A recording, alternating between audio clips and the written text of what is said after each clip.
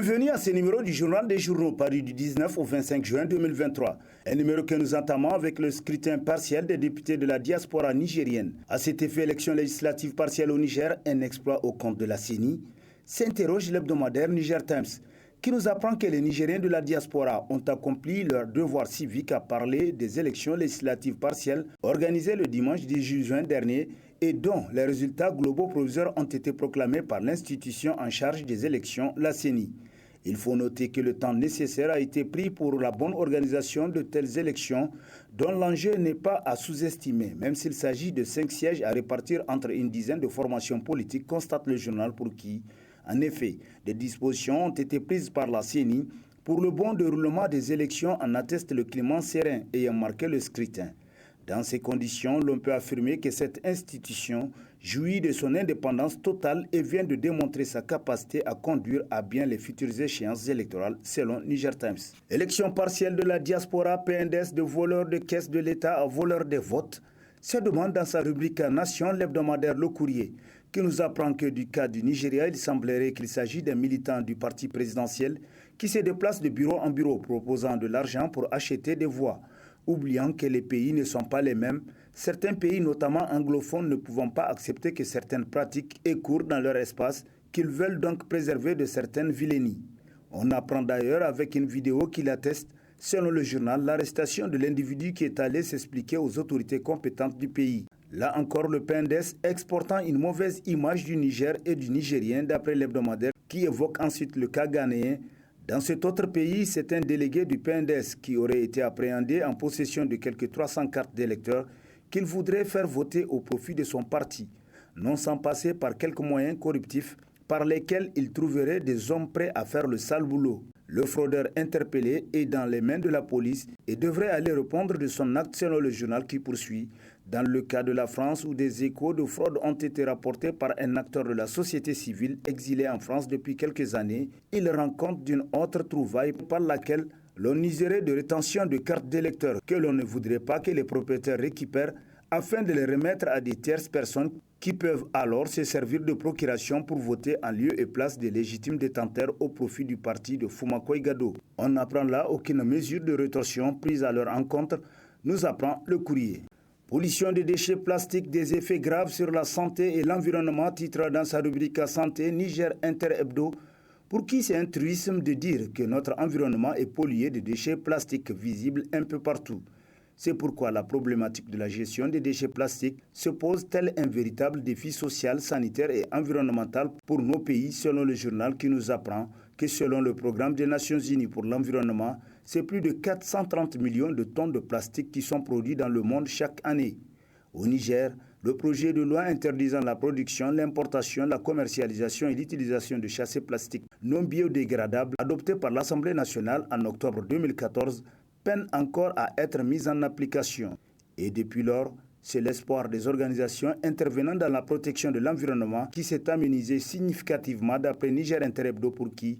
pendant ce temps, le débat sur les effets néfastes du changement climatique va bon train sans pour autant s'attaquer aux véritables causes du dérèglement climatique. Les centrales représentatives, quel bilan pour le mandat 2019-2023 ?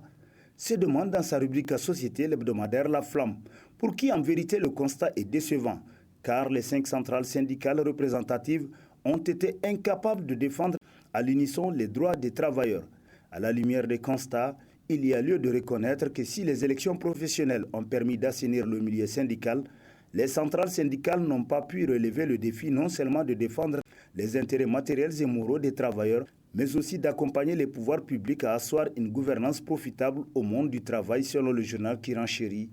Des travailleurs ont été licenciés injustement, ainsi que des dizaines de dirigeants syndicaux qui ont connu aussi injustement des déboires. Pareille déception concernant la protection sociale, où aucune mesure digne du nom n'a été arrachée par ces centrales. En définitive, et au regard de l'effacement des organisations syndicales dans la réalisation des aspirations des travailleurs, on peut sans risque de se tromper affirmer que les centrales syndicales ont passé leur premier mandat à la croisée des chemins, ne sachant quelle voie emprunter pour s'acquitter de leur mission, constate La Flamme. Dépenses publiques, Conseil des ministres un prêt de 56 milliards pour mesurer la misère, titre entre autres dans sa rubrique Société l'hebdomadaire L'éclosion, qui se demande comment le pays le plus pauvre au monde peut-il s'endetter d'une 50aine de milliards de francs CFA pour juste faire des statistiques. C'est pourtant ce que le gouvernement nigérien vient de dévoiler dans le communiqué numéro 18 du Conseil des ministres du 15 juin 2023, nous apprend le journal qui poursuit qu'en effet, au titre du ministère des Affaires étrangères et de la coopération, le dit Conseil des ministres a adopté un projet de loi autorisant la ratification de l'accord de crédit numéro 13140-NE signé entre la République du Niger et l'Association internationale de développement pour le financement du projet d'harmonisation et d'amélioration des statistiques en Afrique de l'Ouest et du Centre, d'un montant d'environ 55 milliards 687 millions de francs CFA. Ainsi, le gouvernement endette les générations actuelles et futures pour juste produire et harmoniser des statistiques selon l'éclosion qui précise, c'est le communiqué du Conseil des ministres qui le dit. Électricité quand la Renaissance est rattrapée par les mauvais choix d'Issifou, titre dans sa rubrique Nation, l'hebdomadaire Le Monde aujourd'hui, pour qui l'un des problèmes qui rendent difficile les progrès du Niger est celui de l'énergie et de son accessibilité. Après plus de 60 années d'indépendance, il n'est que dommage de constater que le pays, malgré des volontés politiques maintes fois ressassées, d'opter pour l'industrialisation du pays et pour un relèvement sensible du niveau de vie des Nigériens, reste gravement dépendant de l'indisponibilité de l'énergétique avec un coût de l'énergie insupportable qui ne donne pas trop de choix de vie aux populations, d'après le journal qui poursuit. Dans des pays où les politiques n'écoutent pas l'expertise des spécialistes, l'on ne peut qu'aller à de telles situations que le Niger vit aujourd'hui car visiblement, plus que de parler de panne au niveau des installations de la Nigélec, pour certains observateurs, le problème pourrait être lié à l'insuffisance du liquide précieux qui peut faire fonctionner les terribles machines ramassées sur la mer d'après Le Monde aujourd'hui. Fraude aux examens, 10 personnes interpellées à la justice pour le BPC et des tentatives au bac, titre dans ses colonnes l'hebdomadaire satirique Le Hérisson, pour qui les mauvaises habitudes ont la vie dure. Alors que tout est bien parti pour des examens propres, voilà que sont signalées des tentatives de fraude, nous apprend le satirique qui poursuit en rapportant que le 20 juin, le journal Aïr Info d'Agadez apprend à l'opinion publique que 10 personnes ont été interpellées et placées sous mandat de dépôt à la prison civile d'Agadez. Il s'agit, indique le journal, de 3 enseignants, 6 candidats et une dame ayant servi d'intermédiaire. Les chefs d'accusation qui pèsent sur eux sont les fraudes, faux et usage de faux, complicité de fraude et de corruption lors des épreuves écrites. Pour le bac, des tentatives de fraude ont été détectées par les superviseurs de la ALSIA. On parle d'utilisation frauduleuse de téléphones portables et même de documents physiques, selon les hérissons qui nous apprend davantage qu'une dizaine de candidats seraient également concernés et placés en ce moment même entre les mains de la gendarmerie. Monsieur Mohamed Lawan Gaya sur la commercialisation prochaine à l'export du brut nigérien. Je crains et je prie Allah subhanahu wa ta'ala de me tromper que notre pays ne se retrouve dans la situation de la malédiction de l'or noir, titre dans la rubrique à plein cadre de sa parution en date du 20 juin le quotidien privé L'Enquêteur, pour qui le démarrage prochain de la commercialisation à l'export du brut par notre pays est aujourd'hui miroité aux Nigériens par le régime de la Renaissance comme étant la source d'espoir certaine pour l'amélioration de leurs conditions de vie, ce qui n'est pas du tout évident, s'exclame le quotidien d'après qui le désenchantement risque d'être au rendez-vous au regard du manque criard de vision de la partie nigérienne dans le cadre des négociations de la construction du pipeline Niger-Bénin avec le partenaire chinois. Ancien ministre, ancien secrétaire général de l'Organisation des producteurs de pétrole africain APO, expert chevronné du secteur de l'industrie pétrolière, Mohamed Lawan Gaya ne va pas du dos de la cuillère pour relever les graves insuffisances du projet selon L'Enquêteur.